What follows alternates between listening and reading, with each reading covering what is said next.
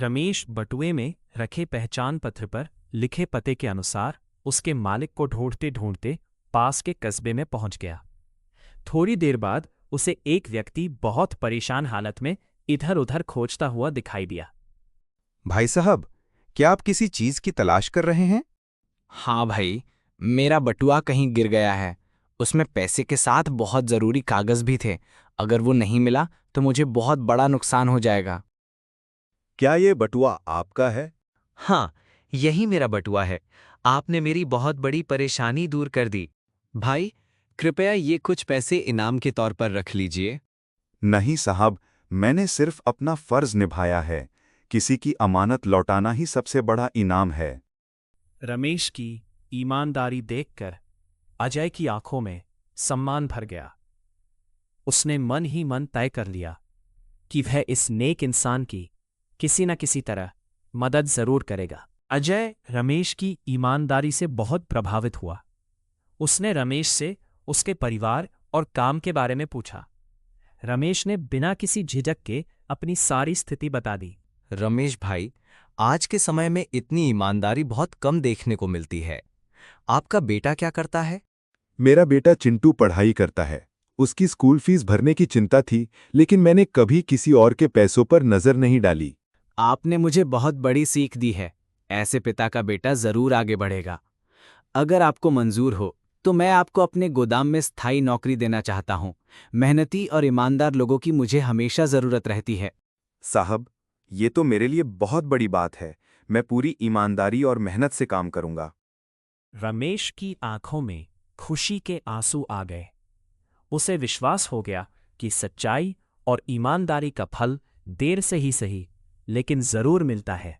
रमेश खुशखबरी लेकर घर पहुंचा। उसे देखते ही सीमा और चिंटू दौड़कर उसके पास आए। रमेश के चेहरे की मुस्कान देखकर दोनों समझ गए कि आज कुछ अच्छा हुआ है। क्या बात है जी, आज आप बहुत खुश लग रहे हैं। सीमा, भगवान ने हमारी मेहनत और ईमानदारी का फल दे दिया। मुझे एक अच्छी और स्थायी नौकरी मिल गई है।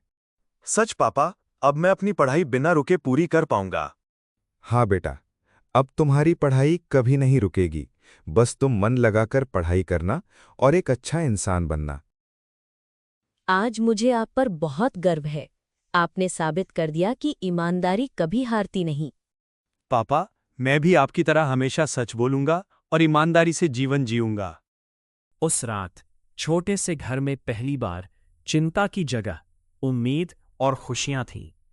पूरे परिवार को विश्वास हो गया कि मेहनत और ईमानदारी इंसान को एक दिन जरूर सफलता दिलाती है। कुछ महीनों बाद रमेश की मेहनत और ईमानदारी ने पूरे परिवार की जिंदगी बदल दी। चिंटू स्कूल में हमेशा अच्छे अंक लाने लगा और सीमा के चेहरे पर भी अब चिंता की जगह मुस्कान थी। गांव के लोग रमेश की मिसाल देने लगे।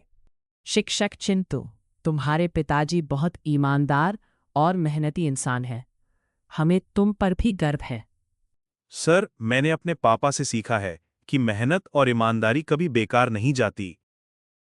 रमेश, तुम सिर्फ मेरे कर्मचारी नहीं, बल्कि मेरे परिवार जैसे हो। तुम्हारी सच्चाई ने मेरा दिल जीत लिया। साहब, इंसान के पास धन हो या न हो, लेकिन उसका चरित्र और ईमानदारी सबसे बड़ी दौलत होती है। हमारे परिवार की खुशियों की असली वजह आपकी मेहनत और सच्चाई है। रमेश की कहानी पूरे गांव के लिए एक प्रेरणा बन गई। जिसने भी ये कहानी सुनी, उसने यही सीखा कि ईमानदारी, मेहनत और अच्छे संस्कार इंसान की सबसे बड़ी पूंजी होते हैं।